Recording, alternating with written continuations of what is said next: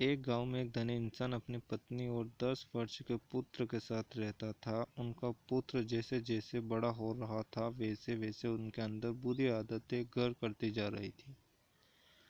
पिता के बहुत समझाने पर भी वह नहीं मानता और बात को टाल देता। हर बार वह कहता, अभी तो मैं छोटा हूँ, समय आने पर जब बड़ा हो जाऊंगा तो सब आदतें को छोड़ दूंगा।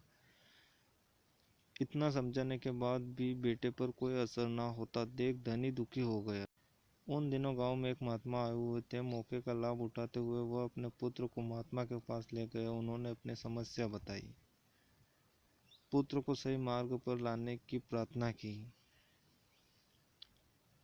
महात्मा उन दोनों को एक उद्यान में ले गए और टहलते टहलते उनसे बात करने लगे कि एक स्थान पर पहुंचकर वहां लगे छोटे छोटे पौधों में से एक छोटे पौधे की ओर इशारा करते हुए उन्होंने कहा, बेटा जरा इस पौधे को जमीन से उखाड़ कर तो दिखाओ। बच्चे ने अपने अंगूठे और तर्जनी से उस पौधे को पकड़ा और खींच कर उससे उखाड़ दिया। उसके बाद महात्मा ने थोड़े बड़े पौधे को दिखाकर उसे उखाड़ने को कहा। को पकड़ा और खींचकर उखाड़ दिया। उसके बाद महात्मा ने थोड़े बड़े पौधे को दिखाकर उसे उखाड़ने को कहा। बच्चे ने जोर लगा खींचा और वह पौधा जड़ सहित बाहर निकल गया। कुछ दूर और जाने के बाद महात्मा ने एक झाड़ी की ओर संकेत कर बच्चे से कहा, अब इसे उखाड़ दिखाओ। बच्चे को अब इस खेल में मजा आने लगा। वह तुरंत झाड़ी के पास पहुंचा और सारी ताकत लगाकर उसे उखाड़ने लगा। थोड़े प्रयासों के बाद उसने झाड़ी को उखाड़ फेंका। फिर एक बड़े पेड़ को देखकर महात्मा ने उसे उखाड़ने को कहा।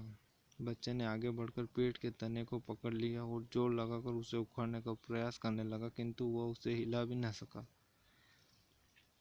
अंत में वह थक हार कर वह बोला, इसे उखाड़ना तो असंभव है। तब महात्मा ने मुस्कुराते हुए कहा, बेटा बुरी आदतें भी इन्हीं की तरह होती है। जब नई होती है तो आसानी से छूट जाती है, किंतु जैसे जैसे समय बीतता जाता है वे हमारे अंदर जड़ें जमाने लगती है। ऐसे में उन्हें छोड़ना बहुत मुश्किल हो जाता है। इसलिए बुरी आदतों को उनके प्रारंभिक अवस्था में ही छोड़ देना चाहिए। महात्मा की इस सीख ने लड़के का जीवन बदल दिया। उसने अपनी बुरी आदतें छोड़ने पर काम शुरू कर दिया।